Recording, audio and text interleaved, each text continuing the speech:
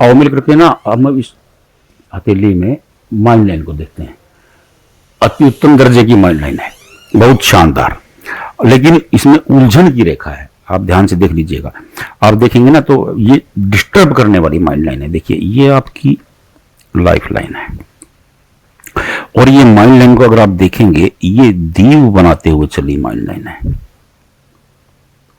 देखिए, और ये एक दीव यहां बन गया। देखिए देखिए, दिमाग की रेखा पर जब भी दीव बनता है समझ लीजिए कि इंसान भारी परेशानी में है, दिमागी रूप से बहुत टेंशन में है। देखिए दिमागी रूप से टेंशन कैसे होती है, अपना उसके अलग अलग कारण हस्तरेखा शास्त्र में भी बताए गए हैं। ग्रह क्लेश सबसे पहला कारण है, धन संपदा दूसरा कारण है, मुकदमेबाजी तीसरा कारण है, इनकम का सोर्स ना होना चौथा कारण है, बीमारी पांचवा कारण है, घर यानी कि रहने का आवास ना होना छठा कारण है।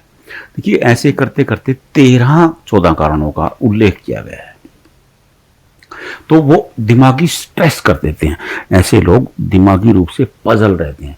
आपने अनेक लोग देखे होंगे चलते चलते अपने हाथ हिलाते रहते हैं, अकेले बैठे बैठे बात करते रहते हैं, वो स्ट्रेस। और ऐसे लोगों का मेरा अनुभव है, ऐसे लोगों के थोड़े समय के बाद यानी कि जैसे ही वो अधेड़ उम्र से बुढ़ापे की तरफ बढ़ते हैं हाथ कांपने लगते हैं। वो क्या है, वो एक स्ट्रेस है। देखिए वो जेनेटिक भी है, मैं आपको ये नहीं कहता हूं, कुछ लोगों का जेनेटिक भी है, लेकिन उसका जो मुख्य कारण है वो स्ट्रेस है, तनाव है।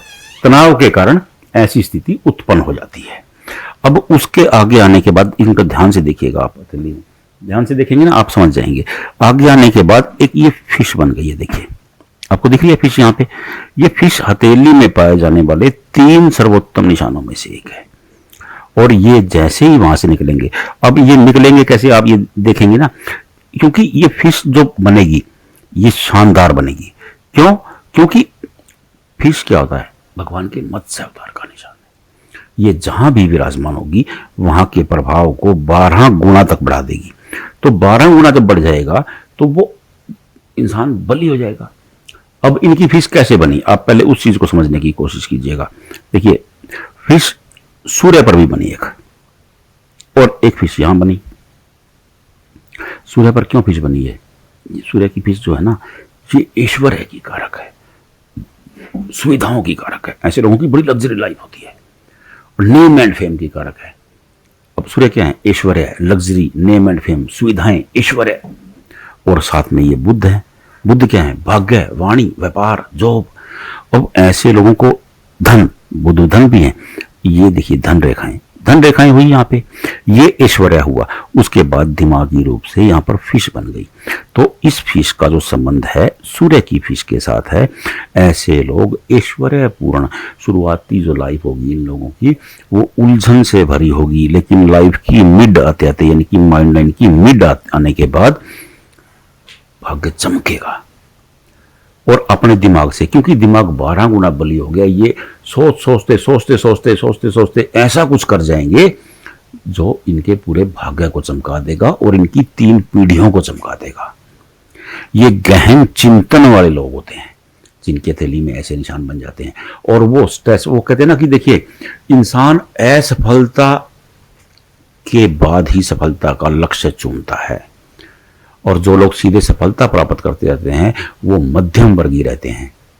आपने अगर किसी भी कामयाब इंसान की जीवनी को पढ़ेंगे, आप देखेंगे कि जिस इंसान ने धक्के खाए उसी ने ही शानदार लाइफ सफलता पाई। तो जितने ज्यादा धक्के खाता है वो उतनी ज्यादा शानदार सफलता पाता है, और जो कम धक्के खाता है वो सफलता नहीं पाता है, वो मध्यम दर्जे में रहता है। और ये शानदार सफलता का निशान है, धक्के खाने के बाद, लाइफ में मिड में आने के बाद शानदार। अब आप अपनी हथेली में देखिए, आपकी हथेली में माइंड लाइन क्या कहती है। अब अपनी हथेली से मिला करके देखिए इस माइंड लाइन को।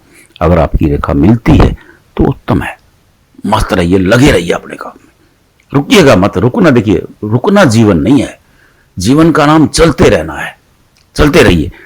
अगर आपकी माइंड लाइन ऐसी नहीं है, आपको समझ में नहीं आ रही, कंफ्यूजन हो रही है, इसी पर व्हाट्सएप नंबर है, व्हाट्सएप कीजिए, पूछ लीजिए। बस देखिए, हाथ जोड़ के विनती है, बुजुर्ग आदमी हूं, पूछिएगा एक ही प्रश्न, आप ना आगे बढ़ाइएगा मत। मैं सबसे बार बार रिक्वेस्ट करता हूं, भाई एक प्रश्न पूछ लीजिए, कोई दिक्कत ही नहीं है मेरे को। मैं सबका जवाब नहीं दे पाता, दिन में ना 150 से 200 लोग पूछने वाले होते हैं, तो मैं एक प्रश्न का जवाब तो सबको दे देता हूं, पूरी कोशिश करता हूं। तो आप एक ही प्रश्न पूछिएगा। अगर आपको पूरी कुंडली बनवानी है, वो अलग मुद्दा है, तो आप अपनी मिला लीजिए रेखा। समझ में आ रही है? उत्तम है। नहीं समझ में आ रही है, भेजिए, हम बताएंगे। राधे राधे।